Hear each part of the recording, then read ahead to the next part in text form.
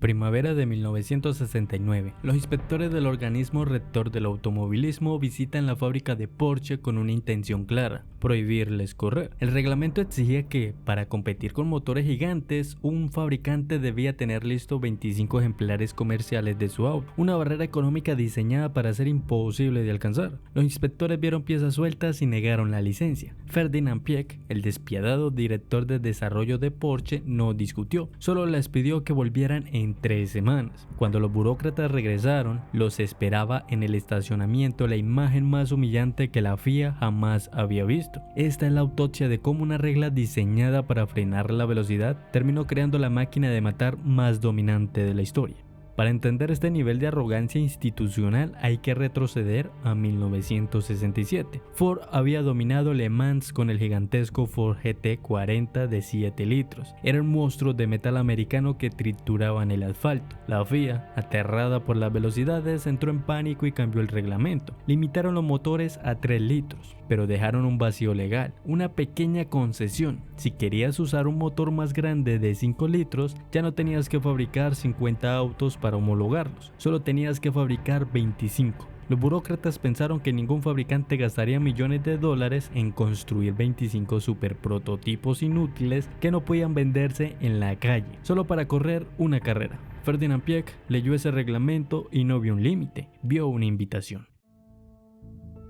Piëch tenía 29 años, 7 ingenieros y una determinación absoluta. Su objetivo era construir el auto definitivo, un monstruo con un motor de 12 cilindros, 4.5 litros, 580 caballos de fuerza y aerodinámica extrema. Lo llamaron el Porsche 917. En marzo de 1969 presentaron una sola idea en el Salón de Ginebra, pero semanas después la FIA llegó a la fábrica en Alemania para su inspección sorpresa. Encontraron 3 autos ensamblados y partes sueltas para los demás. Piëch intentó razonar: si los armamos todos ahora, tendremos que desarmarlos mañana para afinar los motores de competencia. Es un desperdicio. La respuesta de la FIA fue fría y burocrática. El manual dice 25 autos ensamblados, o los muestran funcionando o no ocurren. Acorralado, Piëch tomó una decisión radical.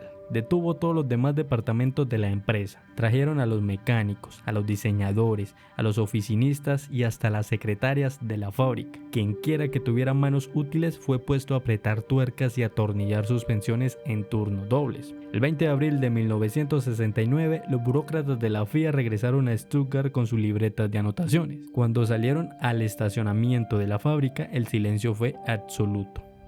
Ahí estaban, 25 Porsche 917, todos blancos, todos ensamblados, todos idénticos. Piëch se acercó al jefe de inspectores, señaló la línea de monstruos de 12 cilindros y con una frialdad absoluta le ofreció las llaves. Si gusta, puede llevarse uno a dar una vuelta. El inspector tragó saliva, rechazó la oferta y firmó la homologación. El jaque mate corporativo estaba completo. Porsche había humillado al sistema, pero había un problema que no le dijeron a la FIA. Al construir los autos tan rápido y usar una carrocería de cola larga para cortar el viento en rectas, crearon un ataúd con ruedas. A más de 300 km por hora, la aerodinámica fallaba catastróficamente. El aire se metía bajo el chasis y levantaba las ruedas delanteras del suelo. En su primera prueba, el auto era tan inestable que los pilotos de fábrica de Porsche se bajaron pálidos y se negaron a conducirlo. Preferían correr en los modelos más viejos y lentos antes que subirse a esa trampa mortal. En su primer Le Mans en 1969, los 917 fueron un desastre inmanejable. Uno mató a su piloto en la primera vuelta, los demás abandonaron. Porsche tenía el motor más potente del mundo, pero la física se negaba a dejar usarlos.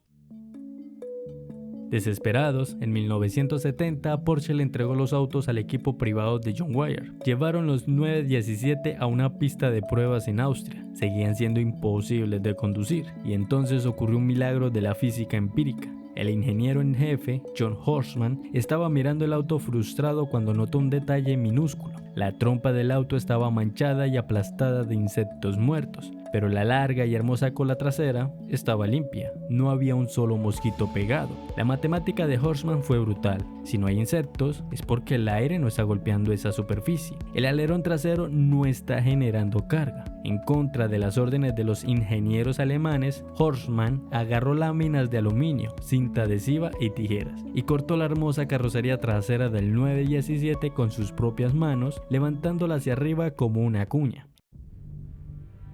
El piloto de pruebas salió a la pista con la cola del auto recién mutilada con cinta. Regresó 3 vueltas después batiendo el récord del circuito y dijo: es otro auto, ahora obedece. Había nacido el Porsche 917K. Con la aerodinámica resuelta, el monstruo de los 12 cilindros fue liberado. En las 24 horas de Le Mans de 1970 destrozaron a la competencia bajo una lluvia torrencial. En 1971 volvieron a ganar, estableciendo un récord de distancia recorrida que nadie pudo romper en casi 40 años. Eran intocables. Podían alcanzar 386 km por hora en la recta de Mulsanne, y todo ese poder había sido desatado por una observación sobre insectos muertos. Para 1972, la FIA ya no podía soportar lo que había creado. El 917 era tan absurdo, tan adelantado a su tiempo y dominaba con tal violencia que los demás fabricantes amenazaron con retirarse del campeonato si Porsche seguía compitiendo. Así que los burócratas hicieron lo que siempre hacen cuando alguien lee sus reglas mejor que ellos: cambiaron las reglas. Volvieron a limitar los motores a 3 litros, prohibiendo explícitamente y de forma instantánea al 917K. No lo prohibieron por ser peligroso, no lo prohibieron por hacer trampa, lo prohibieron porque la única forma que tenía el sistema de vencer a Ferdinand Piëch era borrarlo del manual. La FIA pensó que exigir la fabricación de 25 autos frenaría la locura de los grandes fabricantes. En su lugar, provocó a un hombre que ordenó a sus secretarias a armar autos a la fuerza, solo para alinear una bofetada blanca de 12 cilindros en el estacionamiento de su fábrica. Porsche no solo cumplió la regla, usó la regla para demostrar que la velocidad nunca será frenada por un burócrata detrás de un escritorio. El 917 tuvo una vida corta, pero en esos 2 años gloriosos demostró una de las verdades más absolutas del mundo corporativo: cuando la autoridad te impone una regla estúpida, la venganza más dulce no es romperla, es seguirla al pie de la letra, destrozar sus expectativas y obligarlos a admitir que acababan de firmar su propia derrota.